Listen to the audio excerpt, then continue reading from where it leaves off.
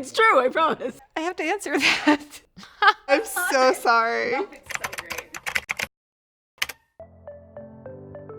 Hi, Reese's Book Club. I'm Jasmine Guillory, author of The Proposal. This is Susan Orlean, author of The Library Book. I'm Maria Hummel, author of Still Lives. I'm Chanel Cleaton, author of Next Year in Havana. And today I'm answering some of your questions. The book that influenced me the most was Tom Wolfe's book, The Electric Kool-Aid Acid Test. I read it when I was in high school. I couldn't believe that you could write a nonfiction book with that kind of energy and creativity. The last book I read, and I promise I did not do this on purpose, was Daisy Jones and the Six, one of the most recent Reese's Book Club picks. I read it like in one sitting. I also read Daisy Jones and the Six by Taylor Jenkins Reid.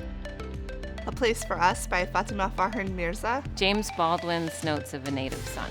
The Warmth of Other Suns by Isabel Wilkerson. I had some really great interactions with fans. Some of the ones that meant the most to me was when other Black women said that they wanted to write and they didn't know if anyone would care about their stories. And I just told them I didn't think that anyone would care about my stories either, but I wrote them and people did, and they should write too.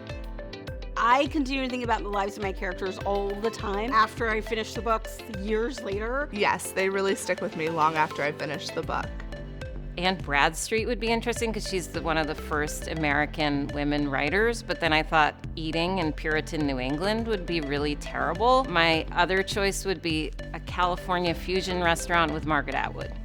The strangest things that I've often been asked on book tours is both of my parents have asked me weird questions on book tours and tried to pretend that they're like just some person in the audience until I call them mom or dad. If I weren't a writer, I would do something with animals. I would definitely work in politics. A cover band. I watched A Star is Born. There's this scene when Bradley Cooper takes the Lady Gaga character outside and they see this really big picture of her on a wall. He points to it and he says, "This isn't what you're here for. What you're here for is a truth that you can't stop saying to people." I do think that's a really good summation of what keeps me motivated. I have something to say and I've got to keep going. Thanks for watching. Bye. Hi y'all, thank you so much for watching the video. If you want to see more content like this, subscribe here, or here, or here, like somewhere in this area. Anywhere, over there.